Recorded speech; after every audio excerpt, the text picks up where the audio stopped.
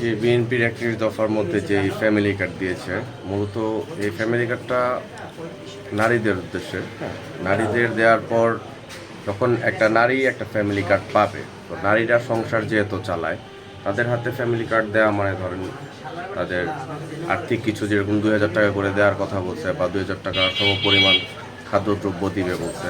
তো এরকম যদি হয় তাহলে দেখা গেছে যে সাংসারিক ক্ষেত্রে যে নারীর হাতে কার্ডটা থাকবে, মূলত তারা তাদের সন্তানের পিছনে বা ফ্যামিলির পিছনে তাদের একটা খরচ থাকবে। সেই খরচটা 2,000 টাকার মধ্যে এইরকম হয়তো নগদ ক্যাশ টাকা বা ওই পরিমাণ খাদ্য সামগ্রী দিবে। তো এটা যদি এরকম হয় যে প্রতিটা দারিদ্র ফ্যামিলিতে যদি মহিলাদের কাছে কার্ডটা দেওয়া হয়, তাহলে প্রতিটা ফ্যামিলি উপকৃত হবে, আর্থিক সহায়তা পাবে।